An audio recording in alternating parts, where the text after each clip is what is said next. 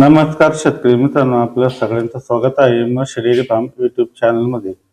मित्रांनो, गाभण पार्टी गाई सांभाळून खरंच फायदा होता का? त्याचबरोबरीनं गाभण पार्टी गाई तयार करण्यासाठी आपल्याला किती खर्च येतो आणि या गाभण पार्टी गाईच्या सांभाळणीमधून आपल्याला किती उत्पन्न मिळू शकतं आणि त्याचबरोबर हा व्यवसाय कोण करू शकतं याची सविस्तर माहिती आजच्या व्हिडिओमध्ये आपण बघणार आहोत. हा व्हिडिओ तुम्ही शेवटपर्यंत बघा आणि आपल्या चॅनलवर तुम्ही जर नवीन असाल तर चॅनलला सबस्क्राईब करा. हा व्हिडिओ जर आवडला तर आपल्या पशुपालक शेतकरी मित्रांना शेअर करायला विसरू. तर आता शेतकरी मित्रांनो, आपण गाभण पार्टी गाई काय हे सर्वप्रथम समजून घेऊया. जी गाई 3 महिन्यापेक्षा जास्त गाभण आहे किंवा 3 महिने गाभण खात्री तिची झालेली आणि त्या गायला 10 ते 12 लिटर दूध पण आहे, अशा गायला आपण गाभण पार्टी गाई म्हणतो. तर अशी गाभण पार्टी गाई कोण सांभाळू शकतं? त्यामध्ये जे अल्पभूधारक शेतकरी आहे, ज्यांना जमीन थोडी आहे, ते 2-3 गाया गाभण पार्ट्या विकत आणून त्यांची सांभाळणी करून त्यानंतर त्या वेळेला झाल्यावर त्यांच्या विक्रीतून ते आर्थिक उत्पन्न मिळू शकतात. आणि त्याचबरोबर जे नोकरी व्यवसाय करणारे आहेत ते पण हा व्यवसाय करू शकतात. थोडीफार जर शेती असेल तर आपण 3-4 गाभण पार्ट्या गाई आणून आणि त्या वेळेला झाल्यानंतर त्याच्या विक्रीतून आपण किती नफा मिळवू शकतो, आता आपण तेच या व्हिडिओच्या माध्यमातून बघणार आहोत. तर मित्रांनो, आता बाजारामध्ये गाभण पार्टी गाई जर आपण घ्यायला गेलो तर त्या गाईची साधारणतः 30,000 रुपयापासून ते 50,000 रुपयाच्या दरम्यान आपल्याला गाभण पार्टी गाई मिळू शकते. आता गाभण पार्टी गाईची किंमत ही गाईच्या व्यतावर आणि गाईच्या जातीवर सुद्धा अवलंबून आहे. गाईची जात कोणती आहे, त्यानंतर गाईची तब्येत कशा प्रकारे आहे यावर त्या गाईची किंमत अवलंबून आहे. आपण सर्वसाधारण गाईची किंमत जर 40,000 पकडली तर आपण बघूया आता या गाभण पार्टी गाईला तयार होऊन वेळेपर्यंत किती खर्च येतो तिची आता सविस्तर माहिती बघूया. मित्रांनो, आता गाभण पार्टी गाई 3 महिन्याची आपण तपासून घेतली आणि त्यानंतर आपल्याकडे आल्यानंतर त्या गाईला 4था महिना सुरू होतो. तर या 4थ्या महिन्यापासून तर 9व्या महिना संपेपर्यंत ती गाय आपल्याला सांभाळायची आहे. तर या दरम्यान आपल्याकडे ती गाई 6 महिने राहणार आहे. तर 6 महिन्यासाठी त्या गाईला आपल्याला दररोज हा 150 रुपये चाऱ्याचा खर्च येणार आहे. तर 150 गुणिले 180 तर आपल्याला साधारणतः 27,000 रुपयाचा चारा हा 6 महिन्याकरता लागणार आहे. आता आपण बघूया दुधाचा हिशोब बघूया. आपण आता चारा बघितला, त्याला 6 महिन्याकरता 27,000 रुपयाचा चारा लागणार आहे. आता आपण बघूया दुधाचा हिशोब. तर सर्वसाधारण 10 ते 12 लिटरची गाई आपल्याला मिळाली, आपण सरासरी तिथं 10 लिटर दूध जर पकडलं, 4थ्या महिन्यामध्ये आपल्याला त्या गाईकडून साधारणतः रोज 10 लिटर दूध पकडलं तर 10 गुणिले 30 दिवस तर बरोबर आपल्याला 4थ्या महिन्यामध्ये तिथं 300 लिटर दूध मिळू शकतं. तर आजच्या बाजारभावाप्रमाणे 300 लिटर गुणिले आपण जर 35 रुपये पकडलं तर त्या गाईचे आपल्याला 10,500 रुपये तर 4थ्या महिन्यात तिथं उत्पन्न आहे. त्यानंतर आता 5व्या महिन्यामध्ये तिचं आणखी दूध कमी होणार आहे. तिचा गाभण जो वेळ आहे तो 5वा महिना आल्यामुळं आणखी दूध कमी होणार आहे. तर या महिन्यामध्ये आपण तिचं दूध सरासरी 8 लिटर पकडलं तर आपल्याला 30 दिवसामध्ये तिचं 240 लिटर दूध मिळणार आहे. आणि या 240 लिटरला आपण आजच्या बाजारभावाप्रमाणे 35 रुपयांना गुणाकार केला तर साधारणतः आपल्याला 8,400 रुपयाचं दूध हे तिचं 5व्या महिन्यामध्ये मिळणार आहे. आता 6व्या महिन्यामध्ये त्या गाईचं आणखी दूध कमी होणार आहे. आपण सरासरी 6व्या महिन्यामध्ये त्या गाईचं 5 लिटर दूध जर पकडलं तर 30 गुणिले 5 बरोबर 150 लिटर दूध आपल्याला तिथं 6व्या महिन्यामध्ये आपल्याला मिळणार आहे. तर बाजारभावाप्रमाणे 35 रुपये आपण जर धरले तर साधारणतः 150 गुणिले 35 बरोबर 5,250 रुपयाचं दूध आपल्याला तिचं 6व्या महिन्यामध्ये मिळणार आहे. आता 7व्या महिन्यामध्ये आपल्याला तिला आठवायचे.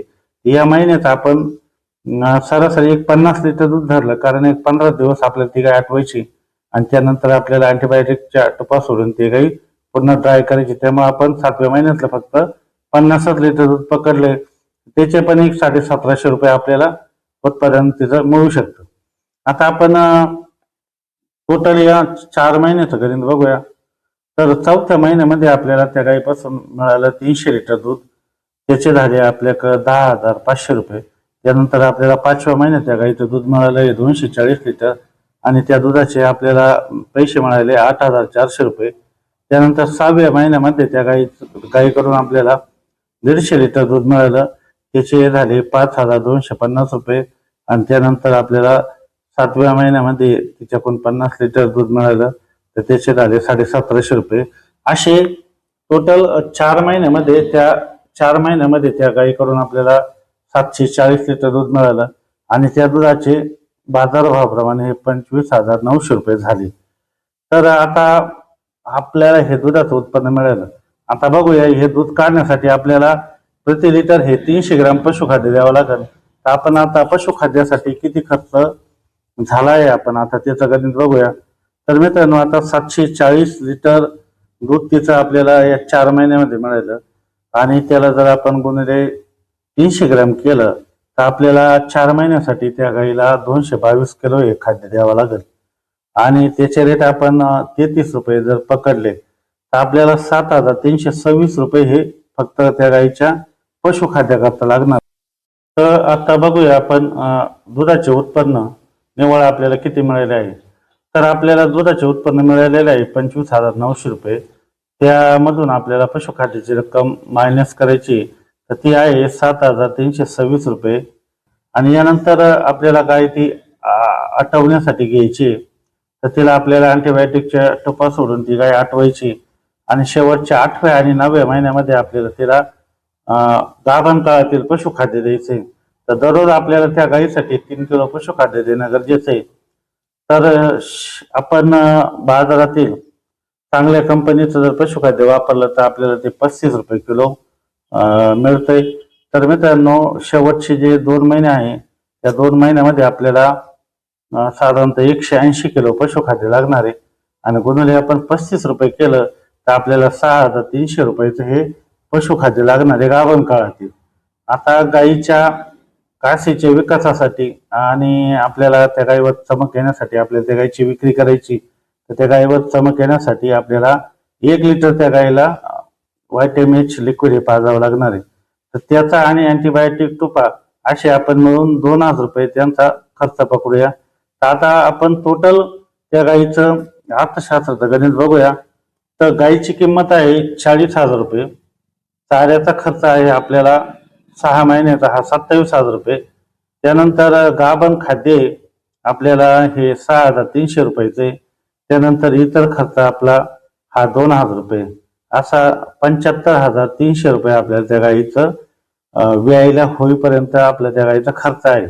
आता त्यामधून आपल्याला जे दुधाचं उत्पन्न मिळालं ते आहे 18,574 रुपये. तर आपण ते मायनस केले तर 56,726 रुपये आपल्याला. आता यामध्ये गायीची आपण किंमत सरासरी 80,000 रुपये जर पकडली तर 80,000मधून आपण 56,726 रुपये जर मायनस केले तर 23,274 रुपये आपल्याला हे निव्वळ नफा एका गायीपासून होऊ शकतो. आता यामध्ये गायीची किंमत जर 90,000 झाली किंवा 90,000 तिची विक्री झाली किंवा 1,00,000 रुपयाला विक्री झाली तर या नफ्यामध्ये वाढ होणार आहे. आणि 80,000 पेक्षा जर गायीची किंमत कमी जर आपल्याला मिळाली तर या नफ्यामध्ये आपल्याला कमी होणार आहे, हे तुम्ही लक्षात घ्या. तर मित्रांनो, नक्की गाभण पार्टी गाई विकत घेऊन आपण आर्थिक फायदा मिळू शकतो हे तुमच्या लक्षातच आले असेल. आपल्या या व्हिडिओ मधली माहिती जर तुम्हाला आवडली असेल तर आपल्या पशुपालक शेतकरी मित्रांना नक्की शेअर करायला विसरू नका. हा व्हिडिओ जर आवडला तर या व्हिडिओला लाईक करा आणि चॅनल सबस्क्राईब जरूर करा. धन्यवाद.